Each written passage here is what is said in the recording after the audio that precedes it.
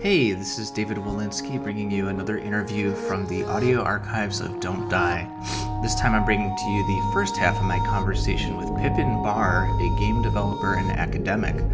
We spoke on April 7th, 2016. If you'd like to read the full transcript of this conversation, check the link down below in the description.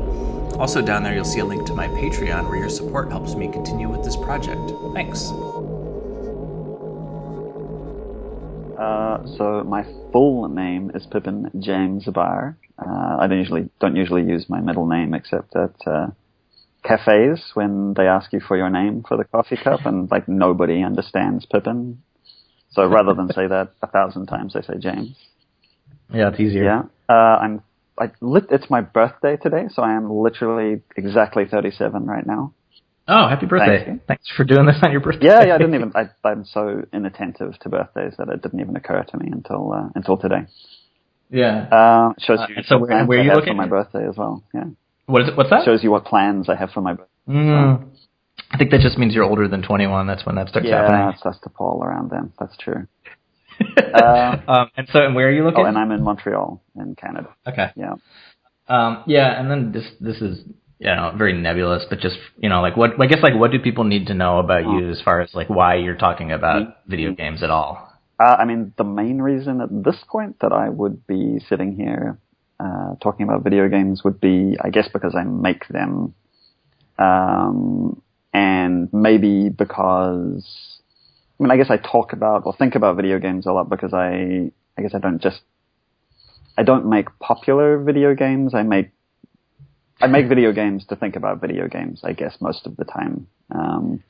Which obviously, that leads to thinking about them more. But I also, I guess for the last 6 or 7 years, I've also been kind of teaching video games stuff at universities, mostly game design or programming and things like that. But again, lots of talking and thinking. And I did a PhD about video games as well, some time ago now, which was mostly interested in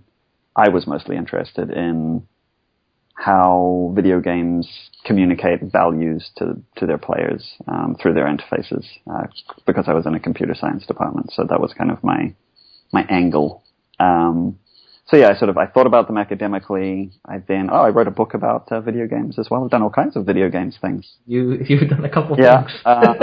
Wrote a sort of a popularist book. Not totally unlike this project, except it was about the things, I guess, rather than the people, like we were talking about before. So, right, introducing people to video games in a short book.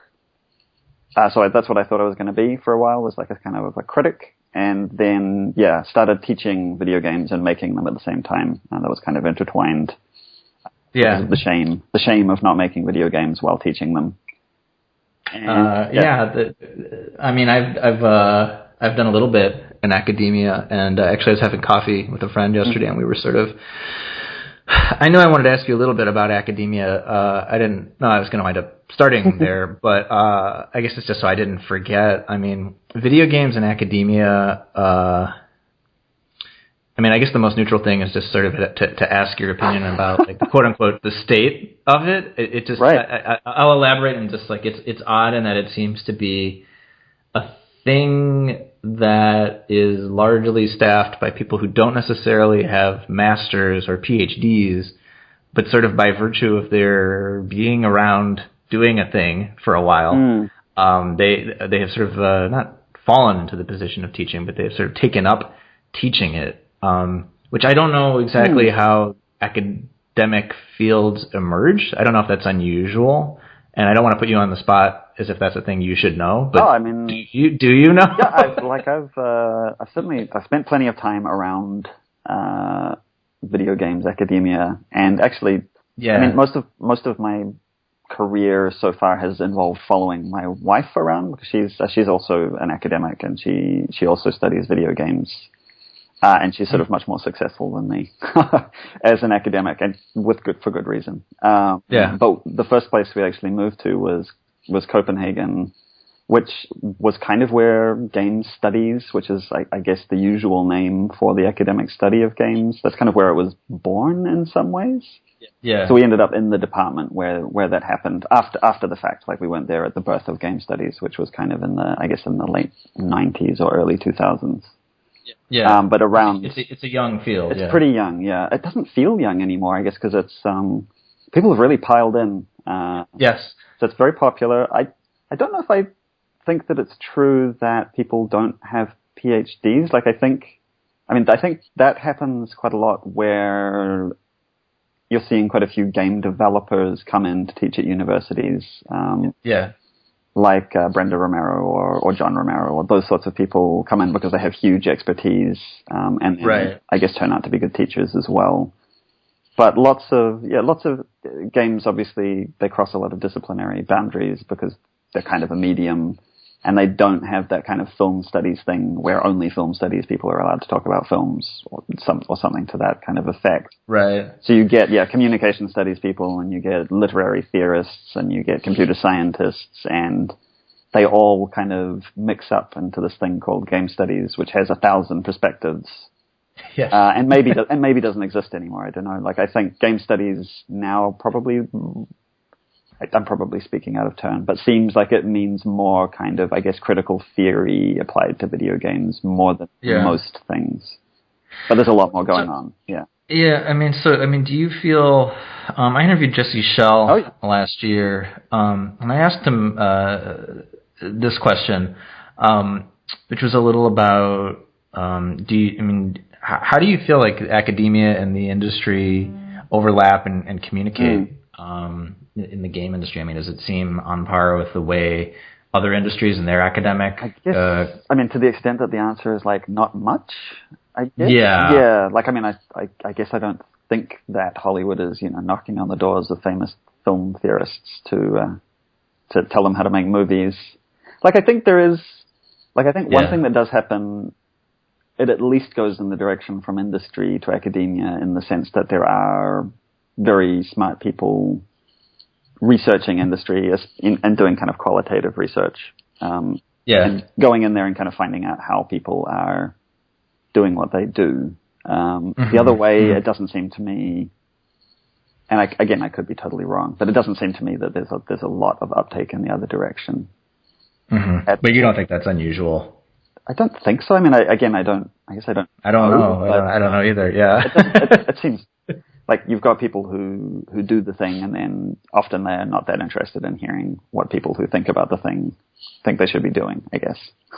Yeah. Well, so this is actually the point where I thought I was going to start, and you mentioned it a little bit with, you said you imagined yourself being more of a critic of the space.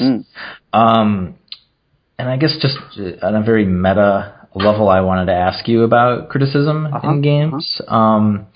Not as far as, like, what is the state of it and how is it and can you critique criticism, but more this sort of phenomenon that happens around video games, which you did touch on in our email. Was you said that the positivity of the indie community discourages expressing critical or negative opinions about games, and this is certainly a thing I've noticed too. I've done my time as a critic as well, and like you have reached a different conclusion about sort of how to coexist with the space. Because what I find, and I have experienced myself in other parts of my career working in other entertainment industries.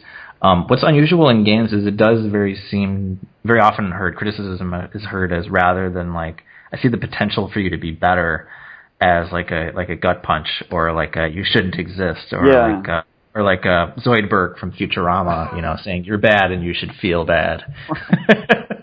Yeah, I agree with that. Just talk a little. Yeah, please talk about that. Yeah, a little bit. So again, I feel weird, like, weighing in too much on criticism, just because I tried to do it for a while, and greatly enjoyed it. But yeah, I think that there is, and maybe this is probably a broader kind of cultural thing than just games. I'm guessing. That criticism and, like, perceived negative statements about anything that anybody makes is sort of, it's feeling less acceptable now, maybe. Just culturally, and I don't know if that's a generational thing or what that is. And like not even that it's interesting that you say, that I think that your thing could be better.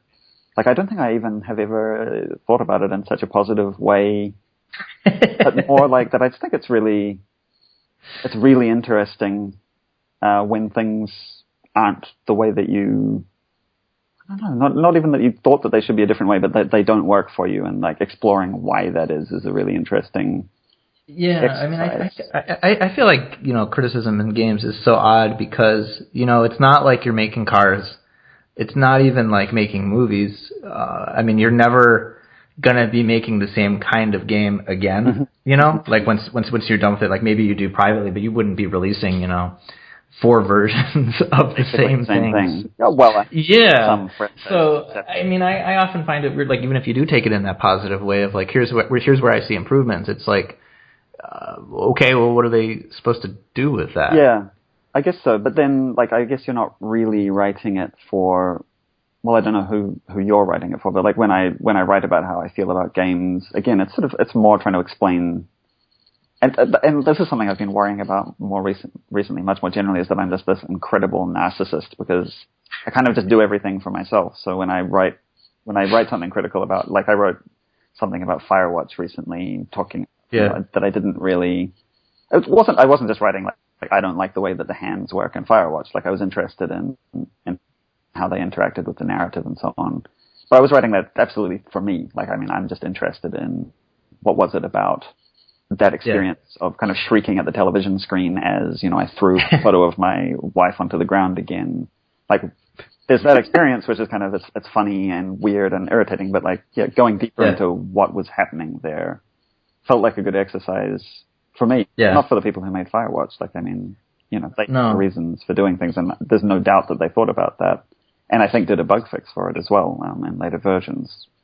Yeah, I mean, do you feel like you don't see certain types of criticism in games? Like, I know you said like when we were emailing that it's very nebulous to say like what do you notice about the conversation, but I mean, do you pay attention to stuff to that effect where you feel like you can say like I feel like I never see this or I never see that? Like I guess I would have said like that. I wasn't seeing that more kind of like not negative, but more critical criticism. I guess that it's just about like we loved this game, but I feel like more recently maybe there has been a bit more of that stuff, but it definitely feels true that people get upset about it as it's seen as, I guess, punching down or something to criticize any smaller kind of productions, or especially like, I guess, personal games, because I guess it is very hard to separate that from a personal attack, maybe.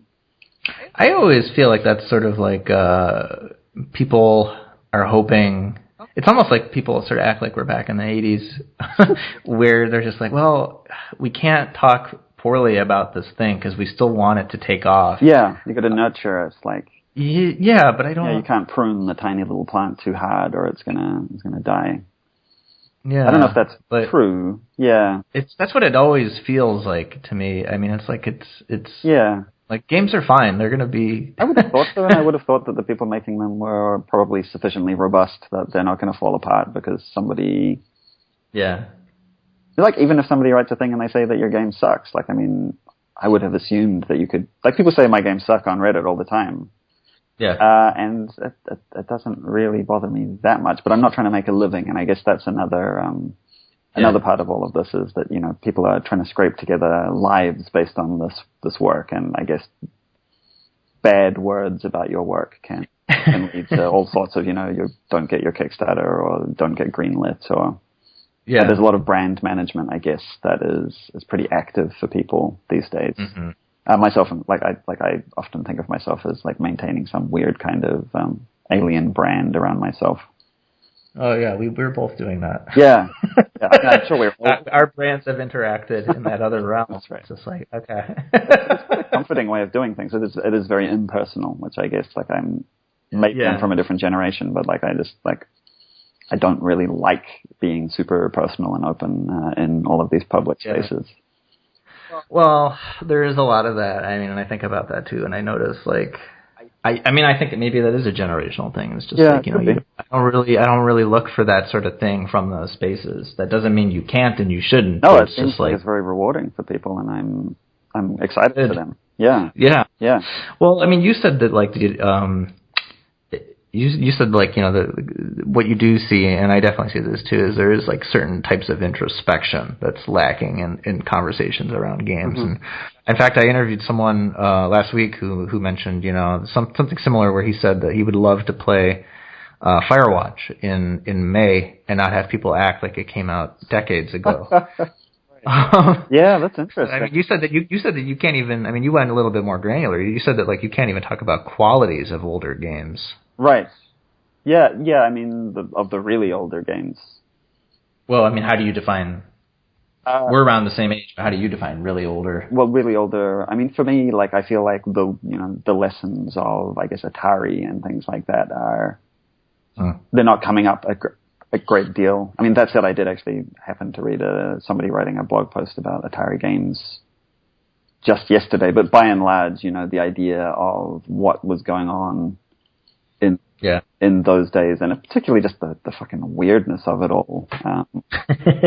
Literally, to talk about that more. Yeah, literally tomorrow, and this is not to prove you wrong, I think this is an example of me agreeing with you. I'm posting an interview with Alan Watson. Oh, okay.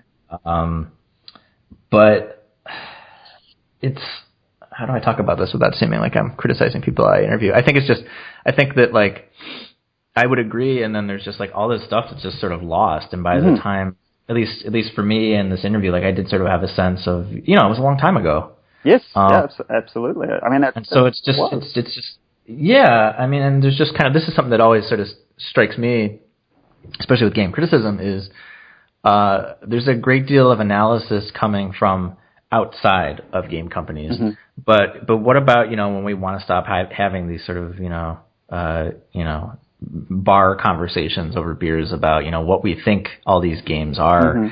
That's something that I mean that's one of the reasons I'm doing this. Right. It's just like what happens when like we want to know what the truth was. Yeah, what was happening. Yeah. Yeah. So I mean, when you talk about like things being really weird about Atari, like what strikes you as really weird and like I guess it seemed, and maybe like I guess part of this is probably.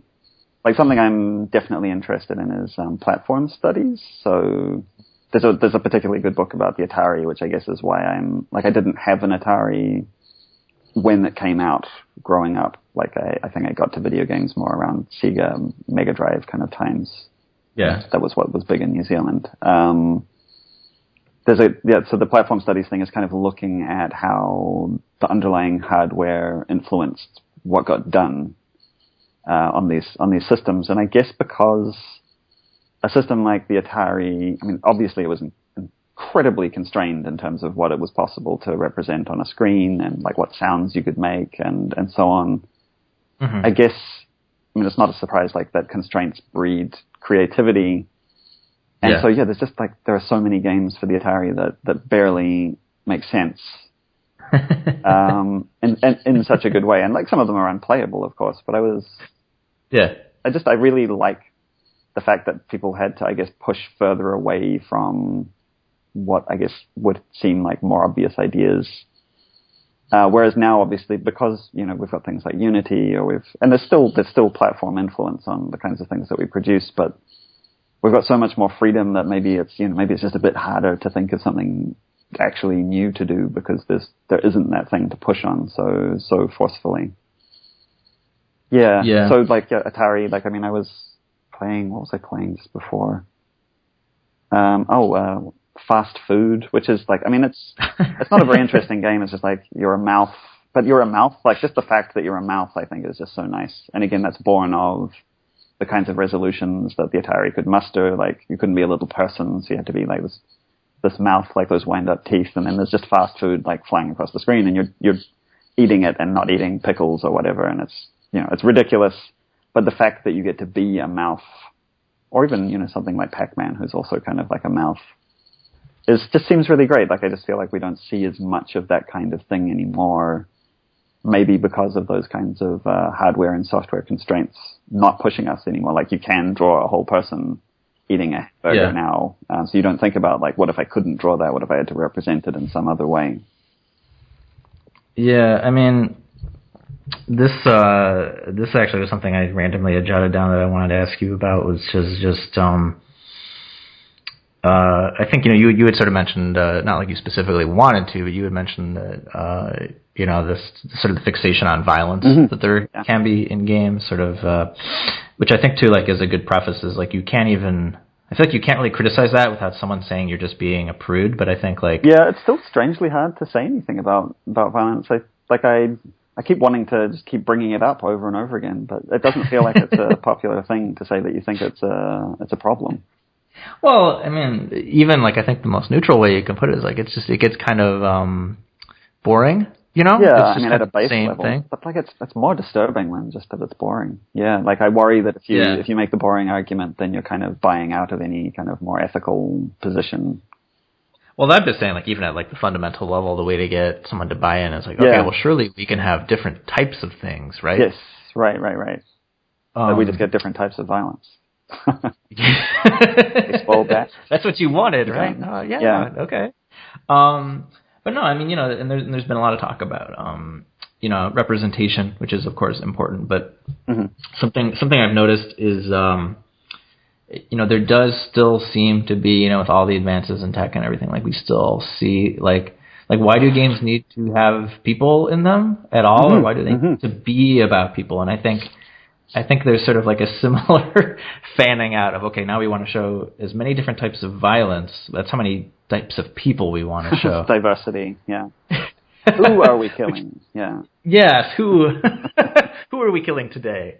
But I mean, why do you think we don't see, fewer people in games? Like, why do we need to even have that? I mean, wow, that's a really great thing to think about. I can just think about my own stuff, and I guess I always have people in pretty much everything, like, or implicitly there are people. I mean, I guess it's right what you know, maybe, to a certain extent. Like, that's just how we conceive of anything being interesting, is that it would have to be interesting for a person to do it. Yeah. Maybe. That makes me think of the whole, like, I read, I don't know if you've read Ian Bogost's book, Alien Phenomenology, which is, it's about this kind of, like, I don't understand it in the slightest. It's a terrifying work of philosophy, but it's kind of about the idea that things other than humans have, I guess, agency or some kind of, it's very unclear. You used the word nebulous a few times, like it's definitely in the nebulous category. But yeah, that idea that you maybe shouldn't be so human-centric in the way that you think about the way that the world is operating. Like, why couldn't you have, like, when you have things like that game, was it I Am Toast or whatever, where you're a piece of toast? Like, is that a game that's kind of non-human, or is it still kind of human-y because you're still doing kind of human-esque, gamey things? You mean like crawling around and surviving? Moving through the world, like, so maybe like it's like an issue of more like living things. Like, could you have a game about being a coffee table or something like that? What would that be? What would that be like? And that's just like, it kind of breaks my mind a little bit to even, I wanted to make a game about being a shelf, actually. That's on my list. A shelf? Yeah, when you were kind of, like, I like, one of the things, this is a bit of a tangential thing, but it's related. I like the idea at the moment of games kind of doing things to you that you can't do anything about, I guess. Like, I made a game ages ago where you live out the myth of Prometheus. So you're chained to a rock, and the eagle comes and picks out your liver, and you can't do anything because you're chained to a rock, except you can wriggle to knock off the eagle for a bit, but it always comes back. And there was something really powerful to me about that feeling of having something done to you instead of doing something to the world, which is the usual position of games. I thought, being a shelf would be like really just so frustrating that, I don't know, people would keep putting things on you, and like as a shelf you can't move, but you are the shelf. Like, I don't completely know how I would convey this idea that you are the shelf, except to call the game You Are a Shelf or something like that to make it up front. But yeah, just that feeling of a different kind of agency, I guess. Well, it's a non-agency in that case, but that's non-human in its way. But I mean, I interviewed around it's actually the last interview I did last year. I interviewed a developer in Seattle, and she was talking about how it feels like in video games, sort of the approach people are taking is they're trying to quote unquote solve genres, sort of like to achieve the most perfect.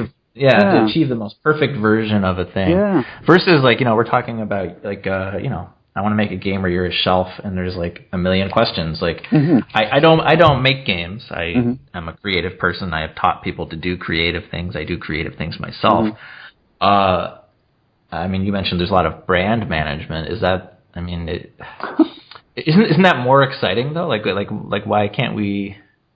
Brand management is more exciting? No, I'm just saying, like, I think that brand management has something to do with, like, the sort of risks that you take. Oh, interesting. But I think it's not difficult to come up with these sort of odd ideas, and isn't that more exciting for people who make games to want to do stuff like that? Like, I almost wonder, like, I sometimes feel like I don't even know if people are making the games they want to make. Well, I think definitely lots of people aren't. I mean, they blame capitalism, right? Like, I mean, if you're... Okay. What we should always do. I think that was maybe the third time this week that's happened. Yeah. So. Exactly. And it was right every time. But I mean, for people who don't follow games, like what are we talking about? Can you break that down a little bit? Well, it's a bit weird because like I haven't had this experience because I have kind of gone out of my way not to interface with games as a commodity. But I mean, it seems pretty clear to me that if you're trying to make a living, you're definitely not going to just make the thing that you want to make because there's no way really that other people are going to give you money for it, or not enough money to have made your time worthwhile. I guess I assume, like maybe there are probably exceptions to that, but by and large, that's true for art probably generally. Yeah, I guess, and we also don't, like, that's not the market that games exist in right now. I guess artists do have more of a shot at just doing stuff that they think is interesting, and if they catch on, then they can make a living. But of course, most artists totally don't.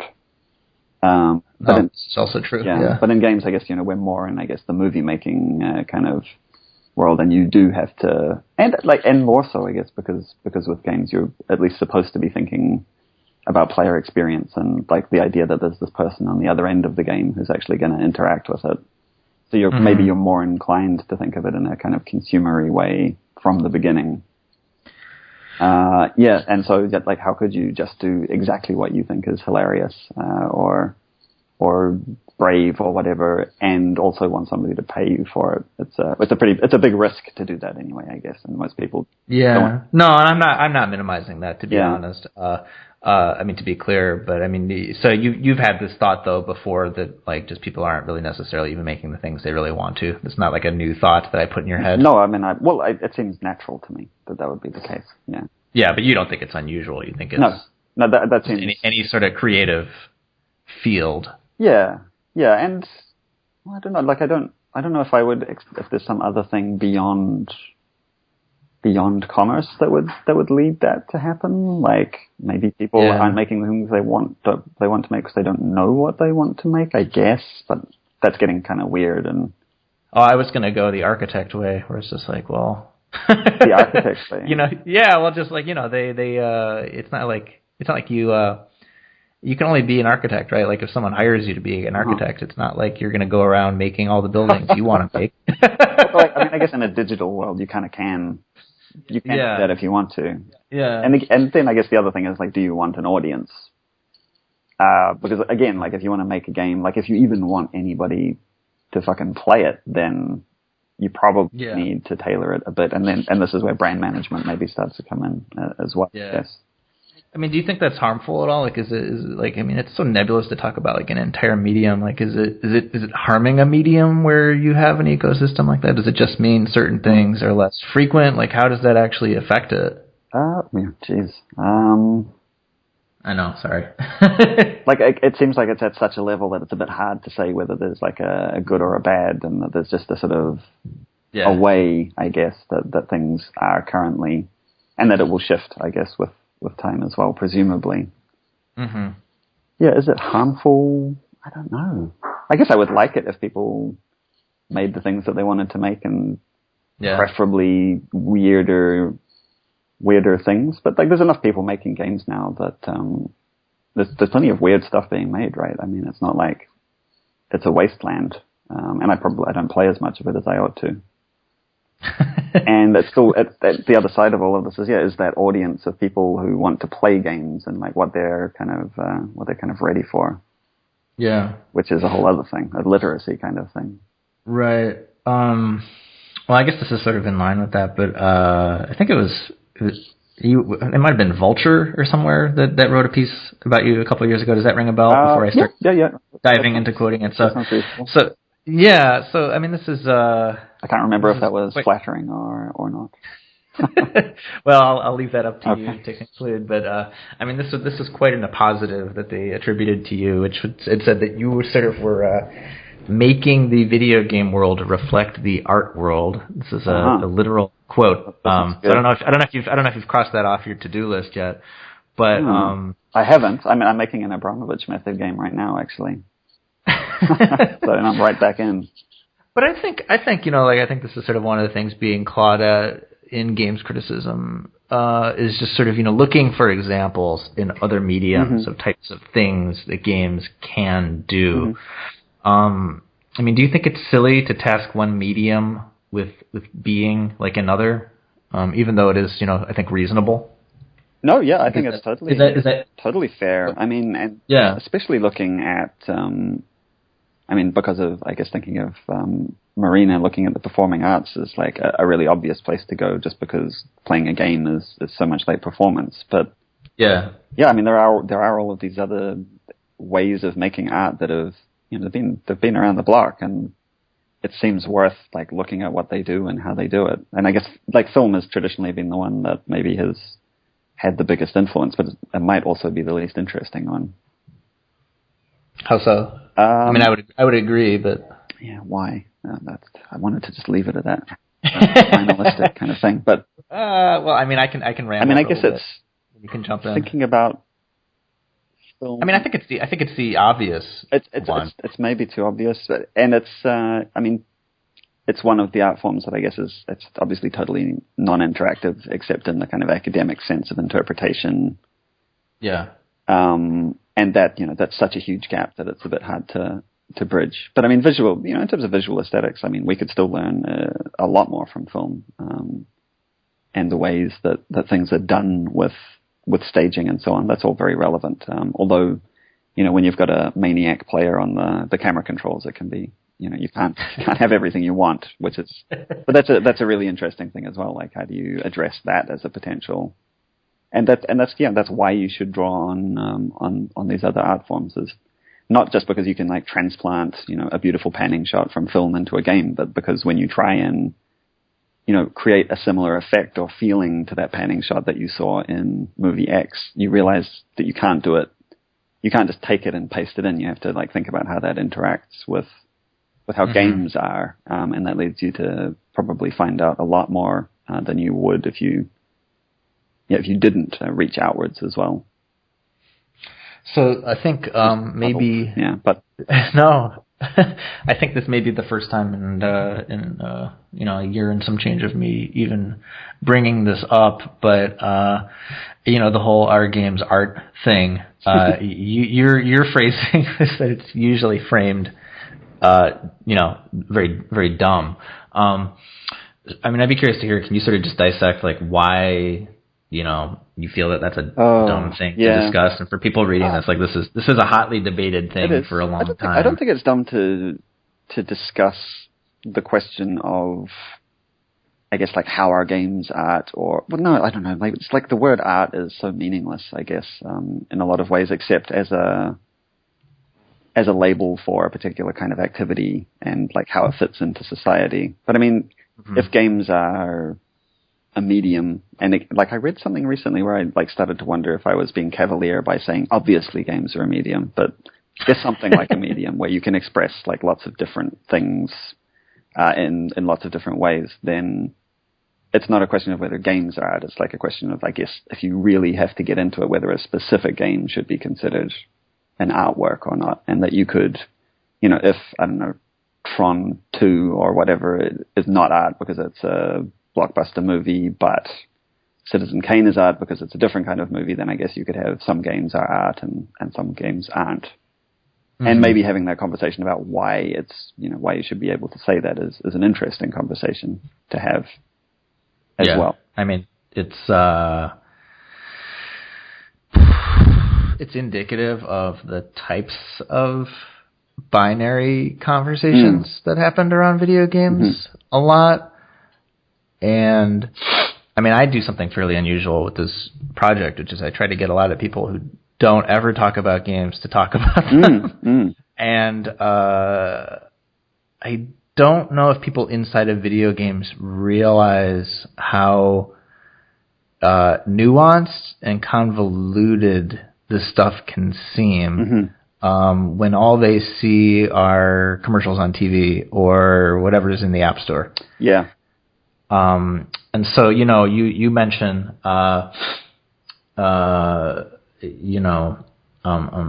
you mentioned that, like you feel like there's plenty of, really crazy, weird, creative stuff going on. The thing I always wonder about is how do those types of things, like how can they reach, a broader audience of people who aren't, the 1% of the 1% of people who are really into this stuff.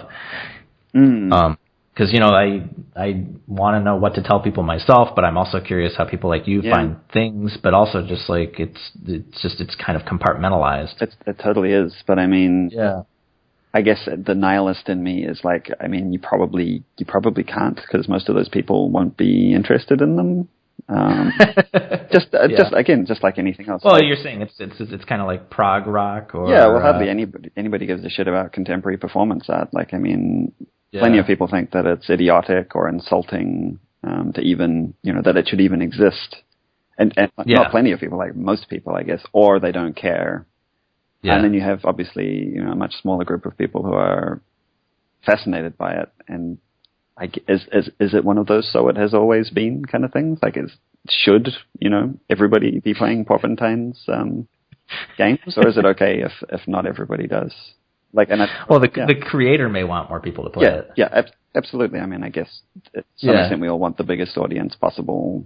Some people for some do. reason. Yeah, I'm not sure. Yeah. Like, I guess I do, but I'm not sure completely why. Like, it probably starts creeping back to capitalism again because my job depends on it in some ways. Well, this is a little odd to segue, but I did want to ask just specifically about the Seinfeld, or I guess I'm not even sure what you would technically call it because it's not really Seinfeld, but it is. It's not officially Seinfeld. Yeah, it's Seinfeldian. So, I mean, I'm curious, because I think that sort of is an example of the kind of thing we're talking about where it's like it's a game for a quote-unquote non-games audience, and then I think you could probably even deconstruct whether it is a game, as some people might. Like, is it a joke? Is it a game? Like, what is it? Sure. But, I'm just curious, like what... for people who don't know, like, that's sort of it's this... Well, I mean, you could certainly explain it yourself, but I'm just sort of curious about... game. Sort of from the 90s or something. Yeah. Yeah, as a spin-off of a Twitter account that basically just perpetually imagines what if Seinfeld was on TV today in some sort of like alternate reality perception so of. And it's a parody of another account. Yes. That as well. Yes. Yeah. But I'm just curious, like I think this is, maybe not the most conventional example of a game being made drawing influence from another medium. I'm curious, like, sort of, like what the process of like making that is. Like, maybe, I don't know your entire resume, but like, what do you feel are the sorts of things that got discussed in making that game that typically, wouldn't get discussed among people who only make games? Wow, yeah, that's a very interesting question. I mean, that was a really weird collaboration. Like, he's unmasked himself since in that New York Times article, so I think it's all totally above board to talk about it as him as a real person as well as a Twitter account. Call him Jason. Yeah, that sort of thing. Okay. Yeah. Okay. Yeah, that was super weird because he approached me as himself, as a real person, about the idea of making a game. And he's very he was particularly interested in something that could go viral, basically. That was his objective from the beginning, which is a really interesting place to start from. It's not something I've ever done before or understand how to do. So for me, that was pretty unique. And I guess that there are people in games who would be thinking about their projects with that as a starting point. But yeah, it's a weird place to begin from. Like, we want this to be incredibly popular. What's it going to be, kind of thing. You might think it, but you wouldn't say it day one. Yeah. So, but that was totally explicit, which was great. And then we kind of designed the game in character. So he was being Seinfeld 2000 via email, and we had this whole exchange. I think it's online somewhere. Or maybe we didn't put it online because it was like distracting by the time we got to the end. Yes, it's that character talking to me as me being the straight person to his madness. So that process wise, it's completely bizarre because I was designing with that person. We were trying to make something, because as a gamer, it's like nothing like anything I normally do at all. But that was kind of the point. We wanted it to be kind of crappy because that's part of the aesthetic of that character, is kind of getting everything wrong. But somehow that extended to my creation of the game, which is really weird, because that's not what I would do on my own. How do you mean? Well, I mean, if I were making a game about the Junior Mint, I would not have made that game. We needed it. Again, this is brand stuff, right? It needed to look like a game that would come out of the mind of Seinfeld 2000. Right. And so we were thinking the whole time about how can we make this kind of ridiculous and seem like a web game from from Seinfeldian times or something like that. So it was very dated and and just not very good on purpose. Which was great because it had all sorts of physics bugs and so on that I personally just couldn't fix, but everything worked out fine. And working out how to fill it with things that would help its viralness. I guess Miley Cyrus swinging by on her ball on a chain thing, and her wrecking ball, the sound effects, and obviously the big coup, and the reason that it probably went viral at all being Ezra Koenig, I think his name is, from Vampire Weekend, doing his little a cappella humming of the Seinfeld theme, which was that was basically the reason. If you look at the coverage of that game, 90% of it is oh my god, this guy hummed this thing, play the game, it's just so it was a perfect study of exactly the kinds of things, I guess, that Jason was interested in personally, in terms of creating things that people gravitate towards and parodying a particular aspect of culture. Yeah. And I really feel like I was kind of along for the ride in that way, and he was the brains behind that whole thing. Do you feel design-wise, though, just really, I mean, obviously it's filtered through a character and you're sort of at the character's whims via email, but, I mean, do you feel just different types of design things were rethought or scrutinized that normally wouldn't be when it's a bunch of game people making a game? I think that the big thing, I guess, was just this willingness, this real willingness for it to not be very good. Was really it was really, really built in, and that was very liberating because, like I said, that's not not that I'm saying that my games are good, but I try and make them work and make sense and be quite cohesive. And the objective with that game was to at least have the appearance of not really being very good. And so when we were talking about things that we could do, it was all about what will look kind of ridiculous, the patient sliding back and forth, or oversized hands, or all sorts of things where if you were really, I don't know, if you were trying to make a good game in scare quotes, then you wouldn't do a lot of those things. You'd try and find better solutions. But we could be very slapdash, and I guess we were able to find the process really funny throughout, which was again not so usual except for certain kinds of games. Well, I mean, you look at or anyone looks at video games, and which is a very difficult thing to generalize about, but they're very serious. A lot of them, yeah. I mean, there's exceptions. They're very serious. They're very grim, or they're very violent. Like there are certain colors that like you just never, or you very rarely see, and certain moods you never see, which is odd because so you would be of the age to sort of remember. It wasn't always that way, right? No. I mean, it wasn't like games were ever like out and out hilarious or funny, but there used to be like the lightness, yeah. Yeah. And again, that is, it's not like every game coming out. No. Is grim men in a dusty courtyard of some place with a gun, but yeah, it is sort of an overwhelming aesthetic, and even lots of indie games like this. There's a lot of people taking themselves very seriously. Why? And maybe this is it's a respectability thing, and our games aren't coming through again.